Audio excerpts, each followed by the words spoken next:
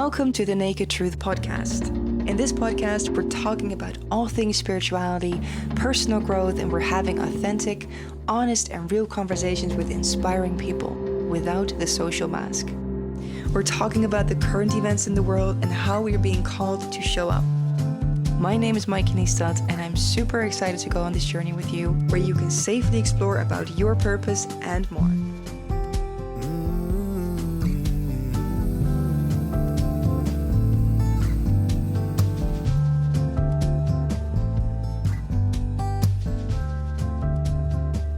Hey friends, and welcome at a new episode of the Naked Truth podcast. This episode is about fear. It's about facing your fears, and it's about using fears to grow as a person. Because that's what life is about, isn't it? And that's probably why you're listening to this podcast, because you're interested into becoming a better version of yourself. If you want to overcome fear, then definitely do have a look at innerbeautyretreatathome.com.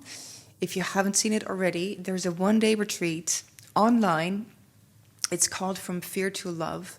And we created this, and it's a super powerful one-day retreat where you learn and practice powerful tools and techniques to shift your state, whatever state it is. It could be fear, it could be frustration, to the state of love.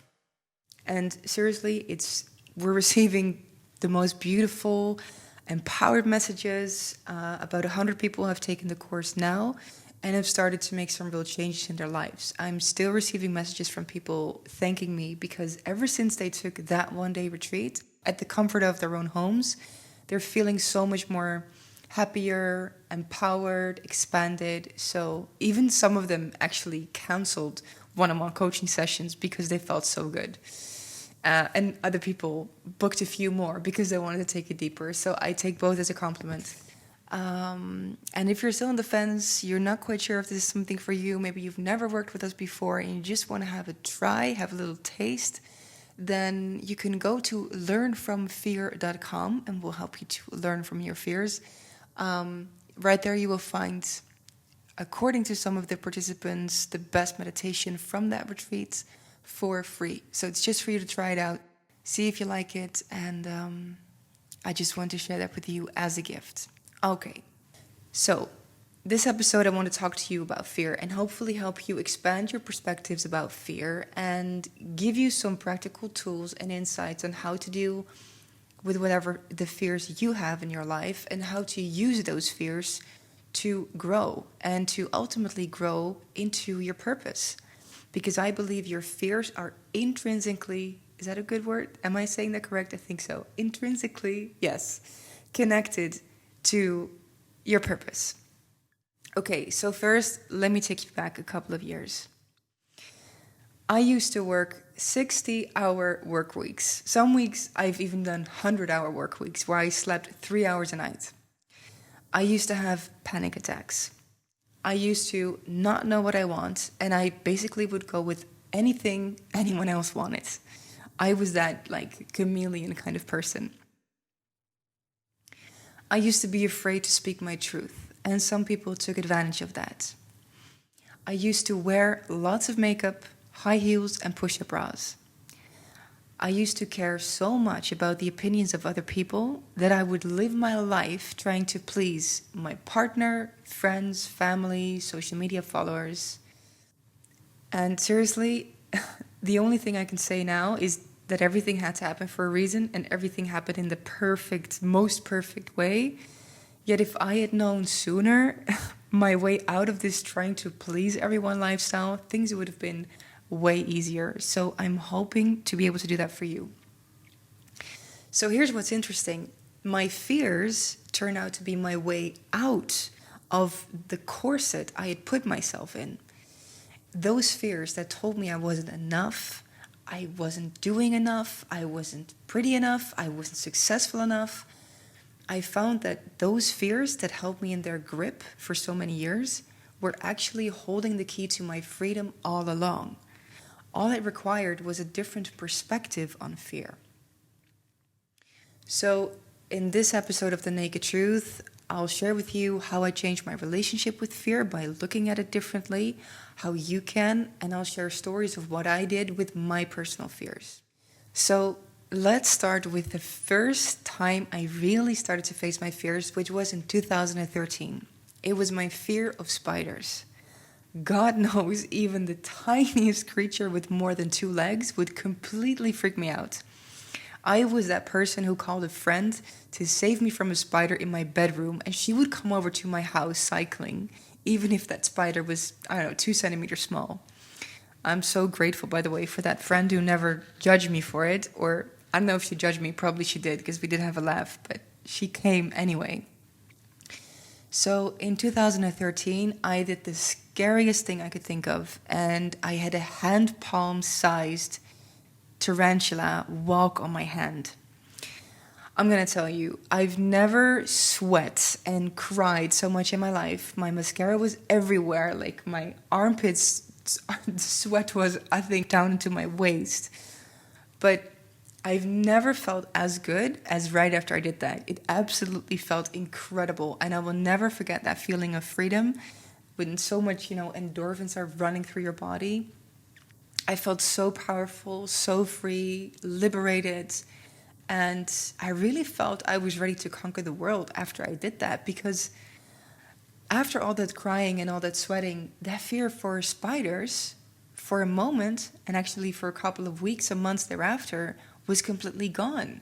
I was comfortable with picking up spiders. I was happily, lovingly talking to spiders. I was giving them names, Eventually this fear came back because I didn't practice. I didn't continue to practice. So the old patterns slowly did come back, but they never came back as strong as they were before. So my first experience with facing a really big fear, I felt happiness to the point of bliss. Okay, I'll share a lot more fears, but let's continue now with what fear actually is. Fear is an emotion. It's an emotion that feels uncomfortable, we all know that, and it arises from the thoughts in our mind. And this is coming from our reptilian brain.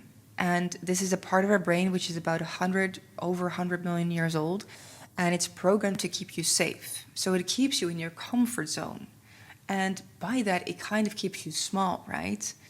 Obviously, fear is a killer for following your dreams and your heart, if you let it.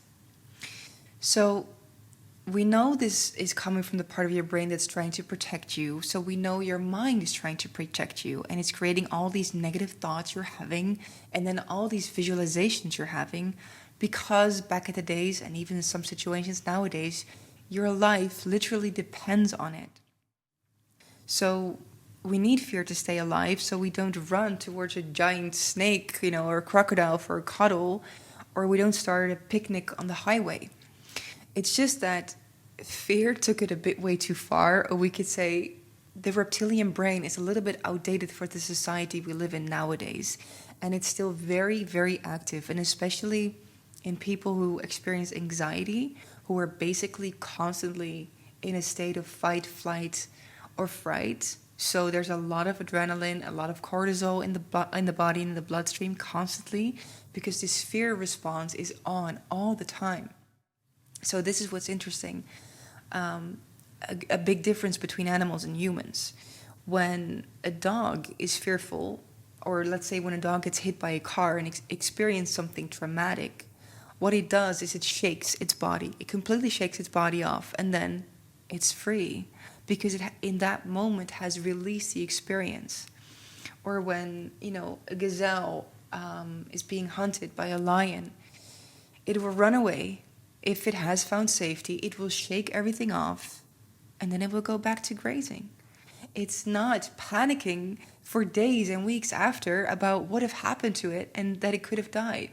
But this is what us humans do. And also nowadays we are afraid of so much more things than only those things that keep us physically alive. For example, our greatest fear, our greatest collective fear, is the fear of rejection. It's the fear of being dispelled, excluded from our tribe or our community, from the people that we love, care about, feel safe with, the people in our lives. Why? Well, because in the early days, our life did depend on that. We actually often didn't survive on our own. We needed community. So, can you believe that in ancient times, the greatest punishment often wasn't the death sentence? It was to be banned from a community or a kingdom. And I believe those memories are still somewhere in our subconscious minds and make up the reason that we are so afraid of rejection. So whatever has happened to us in the past, basically, if it's a negative experience, creates fear for us in the future if we haven't processed the emotions of that experience, like the dog or that gazelle would when it shakes itself. But it's not just the situations that have happened in our past, because our ancestors live on inside of us, and their genes carry the codes of fear and carry the codes of the experiences they've had. So even their fears and their collective fears live on inside of us. And what we do know nowadays is that it's becoming more clear than ever that there's really and honestly only a choice to live from fear or to live from a state of love. And that every situation in life we can look at in two ways. We can look at it through the eyes of fear, and we can look at it through the eyes of love. This whole situation that we're currently in the world is a good example of that. If we look at that through the eyes of fear, then we see potentially a virus that can scare us. If we're a little bit more awake, we can see governments that can scare us. We can see 5G vaccinations that can scare us. But if we look through the lens of love, and if we are living from that state of love, then we can see the beauty of all that's happening. And then we see a completely different world. So what we know is that if we act from fear, we will only attract more situations to be frightened of. The law of attraction at play. What we think, we become. What we fear, we attract. So we want to let go of those fears or overcome those fears. How do we do it? Okay, well, first, by seeing fear for what it is. It's an emotion. It's just an emotion, which is energy in motion, energy moving through the body. To disidentify with the fear and with the stories in your mind, it can help to identify where in the body you can feel it. For example, your stomach. If you can cultivate this awareness of, hey, I am aware that I'm feeling fear, and it feels like a tight knot in my belly, for example, or it feels like a restriction in my throat area, and you can observe it from that place, it already loosens its grip a little bit. All right, so that's the emotion part. Now the thing you're actually afraid of, right? Getting on that stage or speaking your truth or having the difficult conversation with someone. Well, that is just a visualization that plays out in your head. It's not a reality.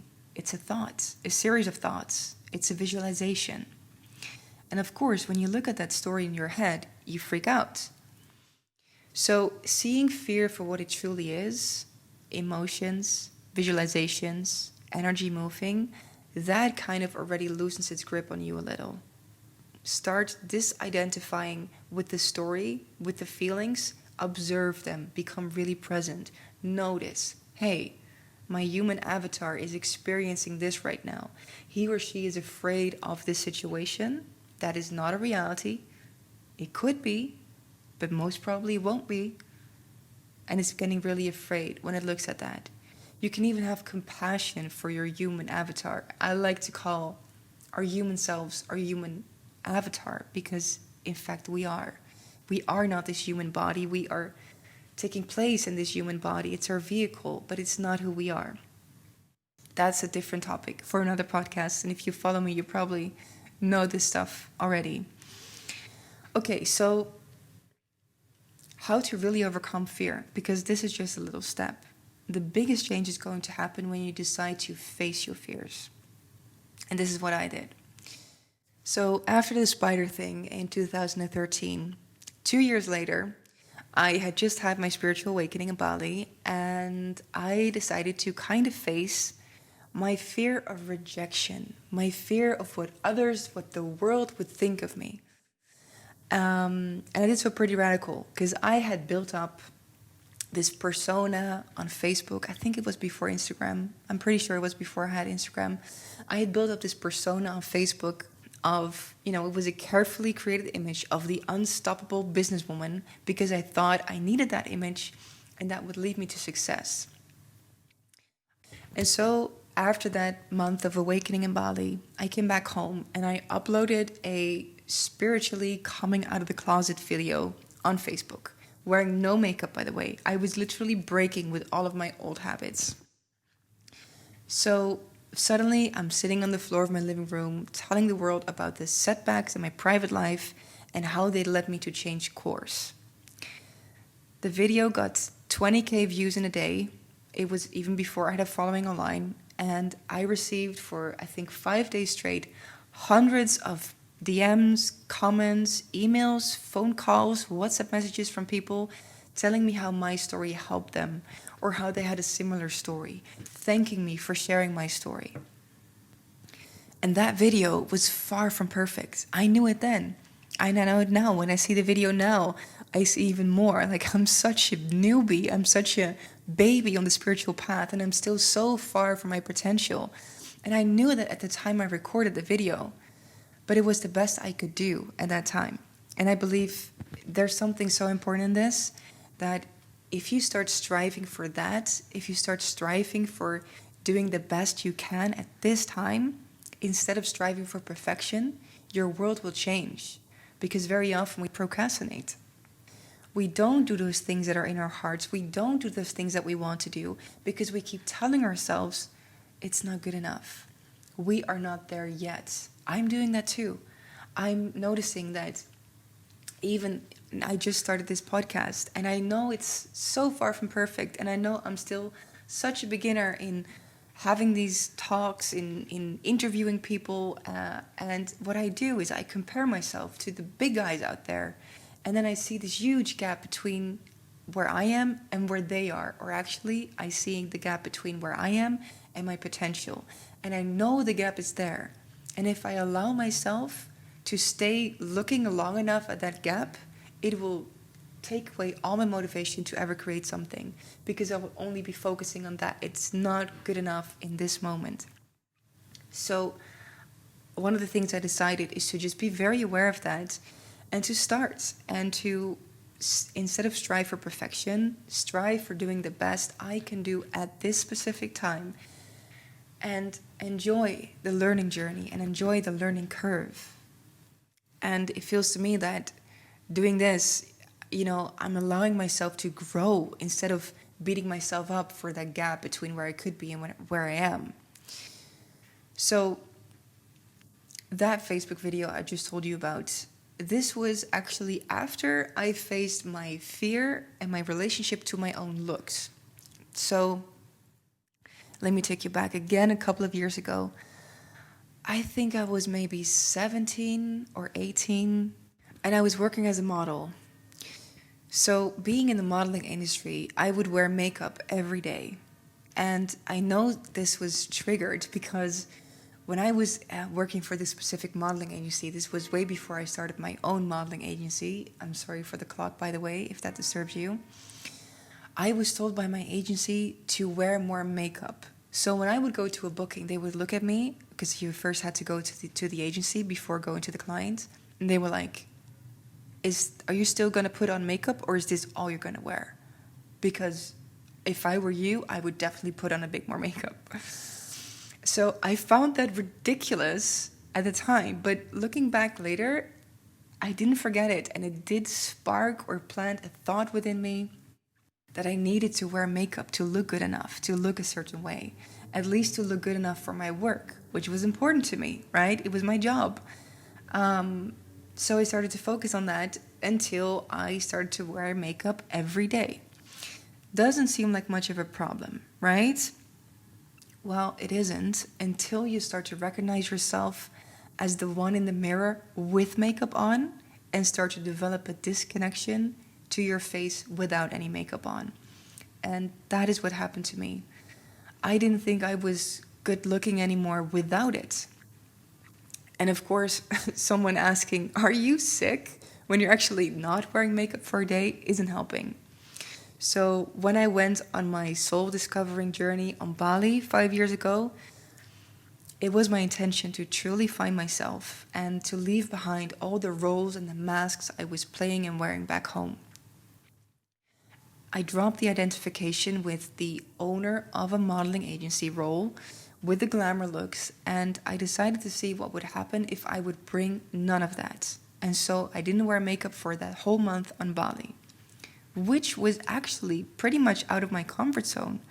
I was assuming that people would react different to me wearing no makeup.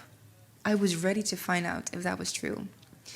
Well, soon I learned not much different. People were still kind, friendly, interested. And so every day became more comfortable. And day by day, I unlearned my programming and I became familiar again with the face in the mirror after I woke up in the morning. Coming back home after the time in Bali, I didn't wear makeup for a while, and then I experimented with it, wearing it to important meetings with my clients who used to know me as that girl wearing makeup, going without makeup to business events, to festivals. And when I could honestly say and feel that I loved myself exactly the way I am, I was free. And then I decided to use makeup some days and not on other days. Still, most days I'm not. I've even experimented with doing video interviews without makeup, just to overcome tiny voices, to challenge myself, and to fully love and accept myself. This is also one of the reasons why I'm wearing no makeup on the cover photo of this podcast, by the way. Of course, I'm physically naked, but to me a photo shoot is truly naked when all masks are gone, especially those of makeup and Photoshop, which are so tempting to use, but it's not the truth. So when I'm making a podcast called The Naked Truth, I cannot do that having masks on. So that's why. After these first experiences of facing fear, I kind of developed a taste for it, and I thought of what else could be scary. About 2 years ago, I was in a phase of my life where I chose to face fear after fear because it was a big one I had to face. I was too afraid of it. I didn't have the guts yet, and so I thought about, okay, how about these weeks? I'm going to do everything I could think of that's scary, and until I'll have enough confidence to face that big fear I actually have to deal with. And so I was in Australia, the beautiful east side coast of Australia, and I threw myself out of an airplane, which wasn't that scary at all. I was actually a bit disappointed. Even though my skydiving instructor had the breath of someone who had drunk at least 2 bottles of whiskey the night before, wasn't really sure I could trust this guy. Weirdly enough, this fear wasn't so scary. Could be because the week before I'd slept in a tent in the woods in Australia with spiders the size of my head. I kid you not. I didn't have like a bug thing around my bed, and those spiders were inside my kind of glamorous tent. It was a beautiful tent with a little kitchen inside of it. So it was spiders, it was cockroaches, and scary sounds I've never heard before coming from the forest. And I'll tell you, throwing myself out of that airplane, skydiving was nothing compared to the nights in that tent. What else did I do? I took singing lessons to free my voice. I'm still not a good singer, and that voice is still not free, still working on that, but that wasn't really the point. The point originally for me was to make sounds with someone else listening, knowing I would be off key. I think this was 2 years ago when I was asked to do a TEDx youth talk. I immediately said yes. And oh my God, that talk was so far from perfect. I was so far from ready for doing that. I had no training, no knowledge of what I was doing, and my only preparation was the night before. It's actually a miracle I could remember the things I had written down the night before, because when I practiced my lines, I couldn't remember them once. Okay, more fears. I kept uploading videos of myself talking about spirituality or my personal life, and ultimately I even started the vlog. And the biggest one of all, telling the most beautiful man I'd ever seen the true feelings I had for him. Well, we were both in another relationship. I was certain I was headed for a grand rejection, and I was ready for it. I decided the rejection would be painful for a while, but not as painful as walking around with my true feelings hidden for the rest of my life. So I did. And the rejection never came. We didn't come into a relationship, but he did answer my love with his on multiple occasions. Something I would have never found out if I hadn't had the guts to tell him what I was feeling. Because for both of us, it wasn't done to society's standards to share, to have those feelings when you're both in a relationship. So knowing I wasn't crazy for feeling this intense connection, knowing I wasn't the only one feeling it and having those dreams, for he was having them too, that was all I truly needed. And this connection has sparked so much spiritual growth in me that couldn't have happened any other way. Every fear I faced gave me the confidence to face the next one and the next one. It's like climbing a mountain, and all you have to remind yourself of is to just take one more step and then one more. And hey, did I already say that fears don't have to be rational? They're most often not. I have no rational reason at all for being afraid of a tiny bug with too much legs, and we're most often afraid of things that will never happen at all. Unless you make them happen, before life makes them happen to you. So you can see there wasn't that much to be afraid of at all. Facing your fears puts you right back in the driver's seat of your life. Especially if you feel you've lost that control right now, this is your fast track ticket back. It's your life, and you're a fucking badass. I know you are, because I know you faced challenges in your life that seemed impossible and way too overwhelming at the time. Yet, here you are. No warrior ever returns from the battlefield without a few scratches or bruises, yet he returns stronger than before. All these acts of facing my fears have shown me again and again and again that on the other side of fear is freedom. And that following your intuition is not only about following those things that feel good. It's about following those things that scare the living daylight out of you as well. And I know you have fears that won't actually harm you, but will only make you stronger. I know you have dreams of showing up for yourself, as yourself. Maybe you have dreams of showing up for the world. I know you have a voice and a light inside that is yearning to be freed and to let out. I know those fears can hold you in a grip sometimes, but I also know you have the courage to face them. Turn towards your fears instead of running from them.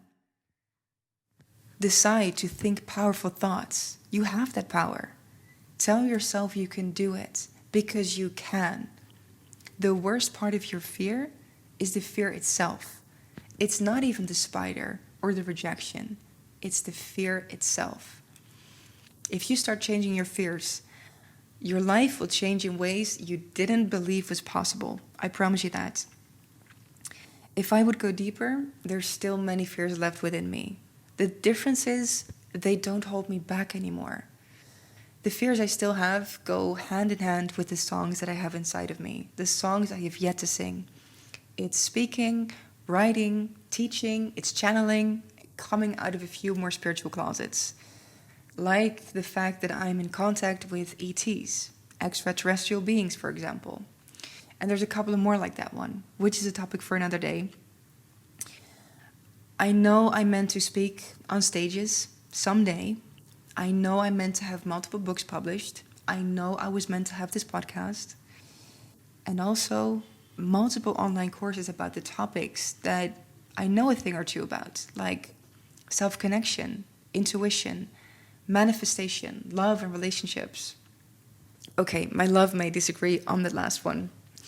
So what I found within myself is that I kept postponing to work on all of these things. And if I'm really honest, I am, and I have been postponing these things for so long because a void inside tells me that it won't be good enough, that I better wait a couple of years until I'm more seasoned, that maybe then I will be ready, that I just need more experience until I'm ready. It's the biggest lie I'm telling myself. I am ready. I'm more than ready. And I know that what I create will never be perfect or finished, nor does it have to be. And so I decided to declutter my head and my life and start working on the things that truly matter to me. I've started to write it all down and see how I can break up these big goals in smaller steps, into tiny steps. I started a morning practice again, something I haven't been doing consistently for months. It's still a challenge for me, by the way, to be focused and to be as productive as I can be. Yet I am making progress, and that's what I'm focusing on. I've always looked at it that way, with myself, relationships, businesses, and employees. Someone, a mentor I had years ago, told me, and I will never forget, as long as there's progress, keep them.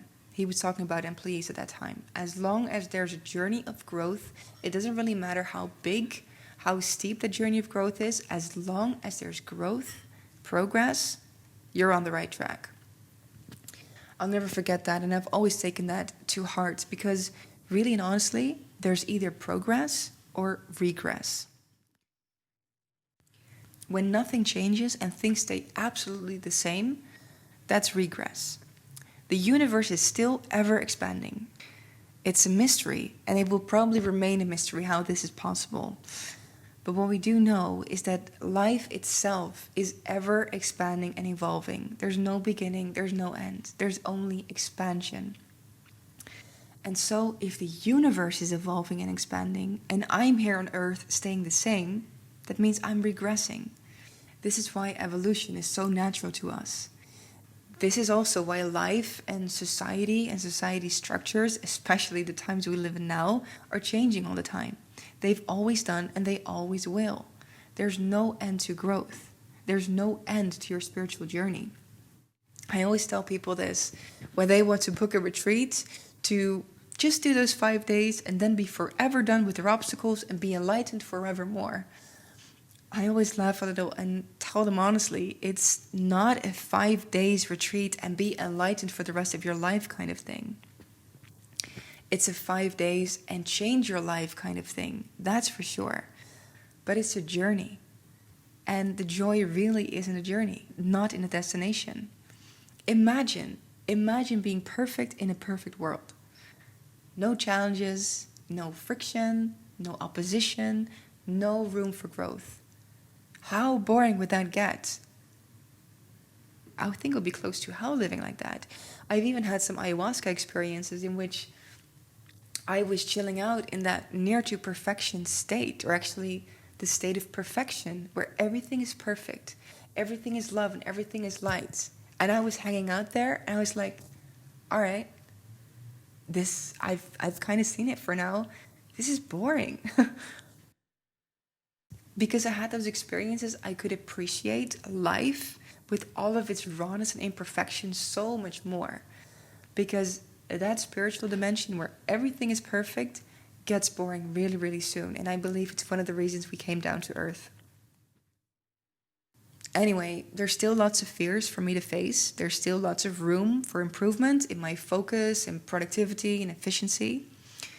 But having tackled the biggest fears and being aware of them has given me so much power and belief in myself that I deeply know I could handle anything.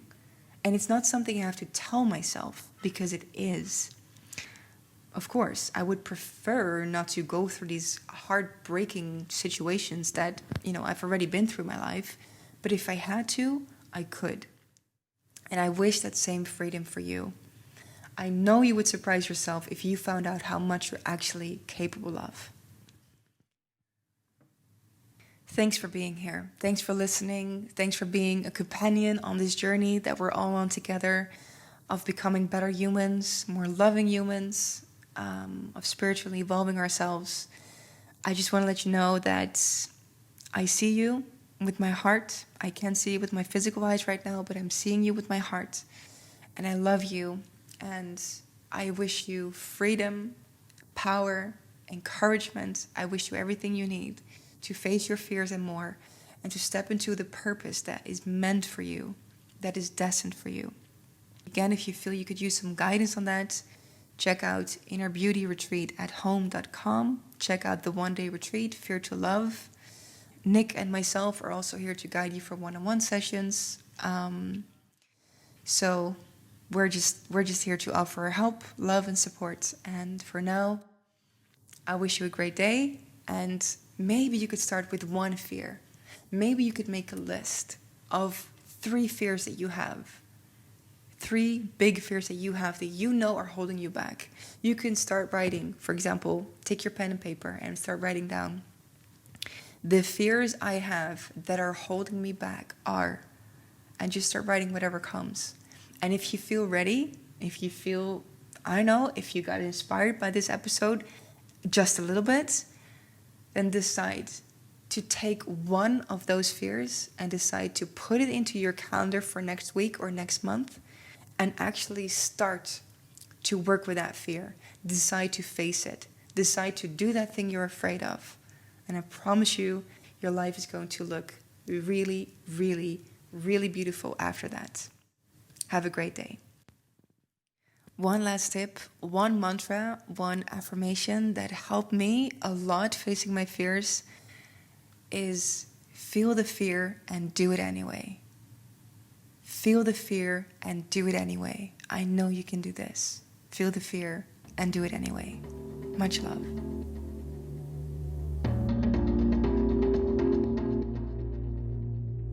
Thanks for listening and see you next episode. I'm speaking with Nick again about the hero's journey in 2020.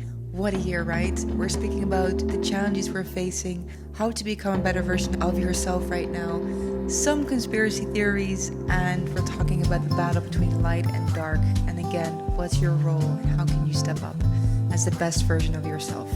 Stay aware, stay awake. I love you and see you next week. It's time to put your money where your mouth is. It's time to walk the freaking walk.